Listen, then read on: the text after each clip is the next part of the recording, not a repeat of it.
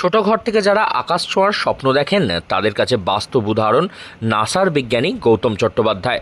যদিও আকাশ নয় বরং মহাকাশ বলা ভালো, কারণ নাসার মহাকাশ গবেষণার অন্যতম একজন হলেন হুগলির কোন্নগরের বাসিন্দা গৌতম বাবু। সরকারি স্কুল থেকে পড়াশোনা করে বিজ্ঞানের শীর্ষস্থানে কর্মরত তিনি। শুধু কর্মরতই নয় বরং একাধিক পুরস্কার প্রাপ্ত বিজ্ঞানী তথা ভারতের গর্ব ডক্টর গৌতম চট্টোপাধ্যায়। কোন্নগরের নবগ্রামের বাসিন্দা গৌতমবাবু ছোটবেলা থেকে মেধাবী। নবগ্রাম বিদ্যাপীঠ থেকে স্কুল জীবনের পড়াশোনা শুরু করে, সেখান থেকে শিবপুর বিই কলেজে ইলেকট্রনিক্স নিয়ে স্নাতকোত্তর করেন। তারপরে সেখান থেকে আমেরিকায় পাড়ি দেন ডক্টরেট করতে। শেষ 14 বছর ধরে তিনি কর্মরত ন্যাশনাল এরোনটিক্স স্পেস অ্যাডমিনিস্ট্রেশন বা নাসাতে। অনেকেই হয়তো জানে আর কি যে আমি তো বড় হয়েছি নবগ্রামে। আমি নবগ্রামে থাকতাম, নবগ্রাম বিদ্যাপীঠে। আমরা 6 ভাই বোন। তা কিন্তু ওই ছিল আর কি পড়াশোনার প্রতি আমাদের সময় আসলে ওই স্মার্টফোন তো ছিল না কিছু। আমাদের দুটোই আমরা কাজ করতাম, একটা হচ্ছে খেলাধুলো আর একটা পড়াশোনা।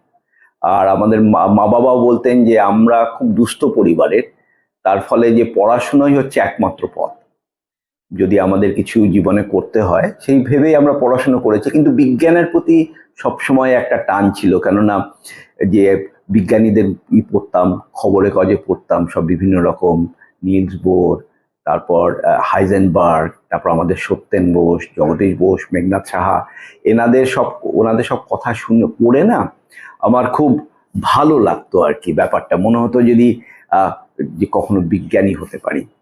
তারপর তো আমি বি কলেজে গেলাম। হায়ার সেকেন্ডারি পাশ করার পর বি কলেজে ভর্তি ইলেকট্রনিক্স নিয়ে। ফিজিক্স পড়ার ইচ্ছা ছিল, কিন্তু ইঞ্জিনিয়ারিং পড়লে চাকরি বাকরির সুবিধে, সে কারণে ইঞ্জিনিয়ারিং পড়া। তা বি কলেজে পড়াশোনা করার পর আমি TIFR এ জয়েন করি, Tata Institute of Fundamental Research. আর ওখানে গিয়ে আসলে আমার অনেক খুলে যায়, যে আউটলুক যেটা, তার কারণ সেখানে দেখা হয় পৃথিবী বিখ্যাত সব বিজ্ঞানীদের সাথে, যেমন জয়ন্ত কৃষ্ণ নালিকার, উনি খুব নামকরা অ্যাস্ট্রোফিজিসিস্ট। তারপর গোবিন্দ স্বরূপ, ওনাদের সাথে সব দেখা হওয়ার পর মনে হলো যে আমার পড়াশোনা আর একটু করা দরকার। চাকরিটা নিয়েছিলাম এই জন্যই যে অর্থনৈতিক অবস্থা এমন ছিল যে একটা চাকরির একটা মানে দরকার ছিল। তা তখন আমি বিদেশে যাই পড়াশোনা করতে। তা আলটিমেটলি আমি ক্যালিফোর্নিয়া ইনস্টিটিউট অফ টেকনোলজিতে ওখানে পড়াশোনা করি। আর ওখানে তো একজন সাংবাদিক বলেছিলেন যে ক্যালটেক হচ্ছে নোবেলের আতুর ঘর। ওখানে একটা ছোট ইউনিভার্সিটি, তাতে 43 জন নোবেল প্রাইজ পেয়েছেন, 43টা নোবেল প্রাইজ, মানে একটা অসাধারণ জায়গা। সেখানে পড়াশোনা করে নোবেল লরিয়েটদের সাথে দেখা হয়ে কথাবার্তা বলে একটা অন্যরকম একটা বলে না উদ্বুদ্ধতা যেটা আসে আর কি। তারপর আমি সেখান থেকে তারপর নাসাতে জয়েন করি। নাসা জয়েন করাও ওরা আমার সাথে যোগাযোগ করে আর কি, যে আমি যখন PhD প্রায় শেষ হয়ে এসছে, আমাকে ওরা যোগাযোগ করে বলে যে তুমি যে কাজকর্ম করো, তুমি যে পেপার টেপার লিখেছো আমরা সব পড়েছি, তুমি কি এখানে নাসাতে জয়েন করতে আগ্রহী? তা অফকোর্স ছোটবেলা থেকেই একটা স্বপ্ন নাসার ব্যাপারে। তারপর তখন জয়েন করি। এখান থেকেই নবগ্রাম থেকে নাসার এই হচ্ছে গল্প আমার। নাসা প্রতি বছর মহাকাশ বিজ্ঞানের সঙ্গে যুক্ত বিভিন্ন বিজ্ঞানীদের বিশেষভাবে সম্মানিত করে থাকে। সেই মতনই 2023 সালের তরুণ বিজ্ঞানী হিসাবে পিপলস লিডারশিপ অ্যাওয়ার্ডে সম্মানিত করেছেন এনাকে নাসা। ছোট থেকেই অভাব অনটনের মধ্যে বড় হয়ে ওঠেন গৌতমবাবু। তবে স্বনামধন্য বিজ্ঞানী হওয়ার পরেও এক ফোঁটা বদলায়নি তার জীবনযাপন। এখনও বাড়ি এলে পাড়ার বন্ধুদের সঙ্গে দোকানে বসে আড্ডা দিতে দেখা যায় তাকে। বাড়িতে বসে পরিবারের সঙ্গে সময়ও কাটান তিনি।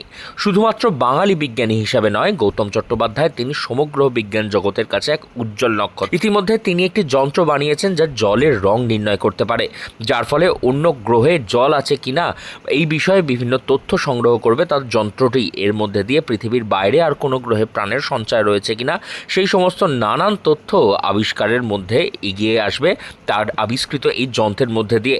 সম্প্রতি দিন কয়েক আগেই তিনি ফিরেছেন নিজের বাড়ি হুগলির কোন্নগরে। বাইরে থাকলেও তার মন সারাক্ষণ পড়ে থাকে বাড়ির জন্য। তাই তো ছুটি পেলেই সোজা চলে আসেন নিজের বাড়িতে পরিবারের সঙ্গে দেখা করতে। এত বিশ্ববরেণ্য একজন মানুষ হওয়ার পরেও একদম সাদামাটা তার জীবনযাপন। এরকম একজন মানুষ সত্যিই নজির সেই সমস্ত মানুষদের কাছে যারা ছোট ঘর থেকে বড় স্বপ্ন দেখার সাহস করে। কিভাবে সময় দেন? সবসময় আমার স্ত্রী সুলেখা চট্টোপাধ্যায়, উনিও হচ্ছেন এনভায়রনমেন্টাল সায়েন্টিস্ট। উনি বায়ু দূষণ নিয়ে কাজকর্ম করেছেন। তারপর আমাদের একটি মেয়ে অনুরিমা, এখন ও পড়াশোনা করছে। এর মধ্যেই আর কি, কেন পরিবার খুব জরুরি, মানে বলে না মোস্ট ইম্পর্টেন্ট যেটা এই কাজকর্ম থেকেও, সেটা কিন্তু পরিবার। এই পরিবারকে আমাদের সময় দিতে হবে। এই যে বলে যে ওয়ার্ক লাইফ ব্যালেন্স, এটা খুবই দরকার। সেই জন্য আমি যখনই আমাকে ট্রাভেল করতে হয়, কাজকর্ম ব্যস্ত থাকলেও কিন্তু মন পড়ে থাকে ঘরে। কেননা ঘরে যদি সময় না দিই, নিজের যে মানে রেস্ট, যেটা চিন্তা ভাবনার ব্যাপারটা, তাহলে সেটা খোলে না। সেই জন্য আমি সবসময় চেষ্টা করেছি, হয়তো ততটা করতে পারিনি, কিন্তু চেষ্টা রয়ে গেছে যে যতটা ভালো করে সময় দেওয়া যায়। নাসায় কর্মরত বঙ্গ সন্তান doctor Gautam Chattopadhyay California institute of টেকনোলজির একজন ভিজিটার প্রফেসরও। এর আগে খড়গপুর, বেঙ্গালুরু আইআইটিতেও তিনি অধ্যাপনা করেছেন। নাসার একাধিক মিশন, যেমন অ্যাস্ট্রোফিজিক্স, প্ল্যানেটরি সায়েন্স এবং মহাকাশ গবেষণার বিভিন্ন জায়গায় গুরুত্বপূর্ণ ক্ষেত্রগুলিতে উল্লেখযোগ্য অবদান রেখেছেন এই বাঙালি বিজ্ঞানী।